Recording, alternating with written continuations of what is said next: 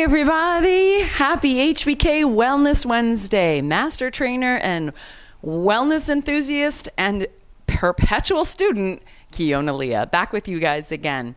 And this week, we are talking about a subject in a lot of ways that is near and dear to my heart and is something that I really have been studying for probably half my lifetime, if not more at this point. And that is meat or no meat in our diet. Now, when I was a young kid, my sister ended up a vegetarian. She was dating a man who was a vegetarian and fell in love and married him and became a vegetarian herself. Along the way, she found out that she was allergic to lactose, so that cut out all dairy products. So she kind of ended up a de facto vegan for a long time. And she used to go on and on with me about the fact that I would end up a vegetarian or a vegan because of how horrible meat production is for the environment. And I was an environmental engineering major when I went to college by this point. So it made some logical sense, but it didn't resonate with me in a really profound and powerful way. However, during my studies, I read a book called Beyond Beef. And if you enjoy your beef products from the store, do not read this book, because part of what it was about was how meat is raised and produced in this country. And it just grossed me out so much. I gave up red meat for a very, very, very, very long time. Even while I was married to the grandson of a cattle rancher. Didn't matter. I was not eating that stuff. Eventually, as I started learning and understanding and started following TTAP method, one of the things that happened was Teresa Tapp was a huge advocate of the Eat Right for Your Blood Type set of diets and all of those studies. She actually worked and helped pioneer some of that information way, way back in the 80s, maybe the 70s, but mostly the 80s, and really started seeing how our blood type could make an impact on what we could or could not digest. Now, I still believe that this system is pretty accurate and deserves a lot more in-depth scientific study than it gets. But one of the things that we definitely see as we go along the way is that scientific study in general about food and diet and lifestyle is so difficult to pull off. And the reason is because, for one thing, you kind of have to rely on people telling the truth and or following very specific guidelines, which if any of us have tried to willpower our way through a diet, no, it's really, really difficult. But science keeps moving forward and hopefully we keep finding new things. And along came all of these other arguments for a vegetarian or vegan or low meat diet. And there wasn't a lot of really solid data to back this up until 10, 15 years ago, actually. What I saw on MedCram this week that really took my interest, and I absolutely love the MedCram channel. I will share a link below to the exact talk because it's going to be longer and much more in-depth and more scientific than mine. But what they talked about were these sialic acids. And there is a family of these. So it's not just one. It's not one type of acid. It is a family of acids, many of which are found attaching to and embedding to the fats that make up our cell membranes and the amino acids and proteins that make up a lot of our enzymes in our body. That's kind of as far as we're going to go with that. Now, there's one in particular that as we're getting better and better and better at microscopic spectroscopy at identifying was called Nu5AC. And it was found in particular on the cells and a lot of immune cells that this little bitty molecule, this sialic acid, was at the ends of each of the molecules that were making up these cells. And what they're starting to see as they're able to do the spectroscopy, or what they were able to see as they do this spectroscopy, is the fact that these Nu5AC molecules are at the ends of every single chain on an immune cell in humans. Here's the distinction. That is not true of all mammals.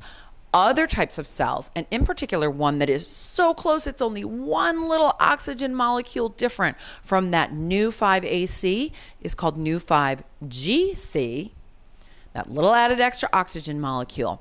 And that is found in your cattle and your livestock, pigs, and of course the milks and products that they produce. So your dairy, your red meats, and your pork. What they are finding as they do scientific studies is human cells are coated only with this Nu5AC. And we cannot produce Nu5GC. This is something we would have to take in, similar to an essential amino acid. But here's the problem. Our body doesn't actually like this stuff. The immune system actually starts creating antibodies against Nu5GC because Nu5AC is how the immune system helps to determine, is this a human cell or an invader cell? So if there's Nu5GC on the membrane of that cell, the immune system will start launching a response and create antibodies for that. Now, as we consume these products, what will happen is this will start to change the composition of those outer sialic acids on our cells. This is what starts setting up a cytokine and immune cascade of attacking our own cells. This may lead in studies to start to unlock more information, especially about autoimmune disorders. And you guys know that those are near and dear to my heart, being very much on the edge and using mostly my diet and supplements, well, only my diet and supplements, to control it and stay on that edge so I don't fall off that edge at some point in time. Thank goodness for all of the amazing wellness information I've been able to learn, not only through the TTEP method and program, and not only through Heather Ruth, my amazing nutritionist, but Raquel, my homeopath, and others as well. It makes a humongous difference. So this is part of what these studies are showing. Now, moving forward into looking at body mass index and other disorders, diseases like diabetes, heart disease, and other things that more and more science are showing are really linked to cellular inflammation on cellular level. It starts there and eventually grows into a wildfire that then becomes a diagnosable disease, whether it's one of our autoimmune disorders or whether it's one of these more prevalent diseases like diabetes or heart disease. This is starting to be found to be linked.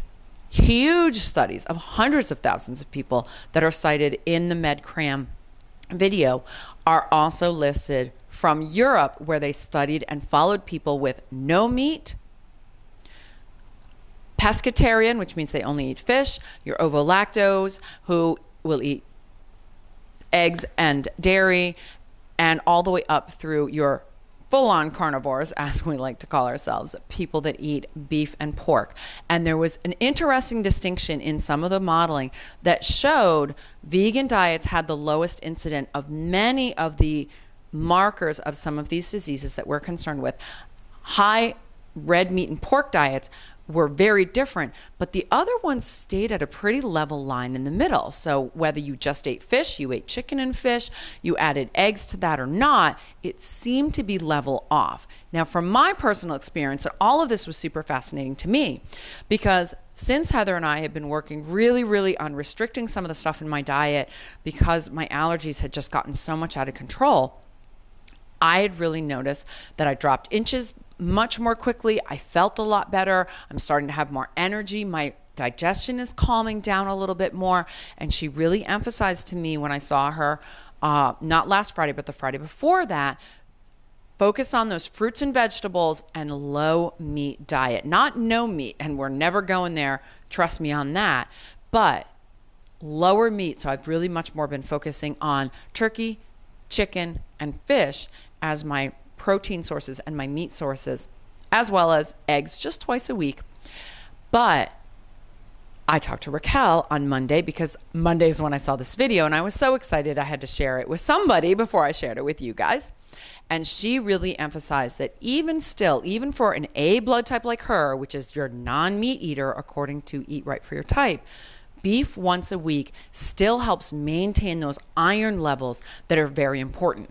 And for women who are pregnant and other things, you really do want to look at that and work with an expert, because just giving up an entire food group or groups of foods is not a great idea on your own. So make sure you're working with your professional. If you have a functional doctor, or even if you don't, get your blood work done and really make sure you understand the levels of some of those nutrients in your body, because we talked a lot about some other nutrition last week and how red meat and dairy and cottage cheese, those are things that actually help the body get that glutamine that I was talking about. So we want to find that balance, and it doesn't necessarily mean that we want to eliminate all meat, but we want to be smart about what we eat. We want to think about that inflammation, and we want to refocus, dairy or not, and think about what really can and should and was meant to be a treat in your diet. So that was my fun, exciting little bit of science, and it will be interesting to see where these studies go. The first study that's cited in MedCram, I believe, was 2004, and they go all the way up through like 2017, if I remember correctly. So there's a lot of emerging science on this that we'll be able to watch and collectively talk about as a group. So make sure you comment below. Let me know if you have noticed something, if you have shifted your diet and felt a difference with more or less meat, because some people feel better when they add more meat to their diet. Some people feel better when they take some away. And some of us have to keep paying attention to the quality of what we do, which is me personally. I really do try and eat real meat, pork. I don't tend to eat pork. I never actually really ate pork, but real meat, chicken, fish, or whatever at least 2 of my 3 meals a day, if not all 3 of them. I'm really a big believer in getting real nutrition from real food. As much as I do talk about supplements, I start with my food, and what I can't absorb, I work on from there.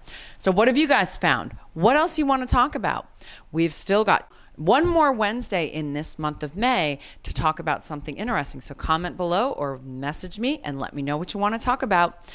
And it always means so much when you guys like and share the videos. I love watching my little tiny channels grow.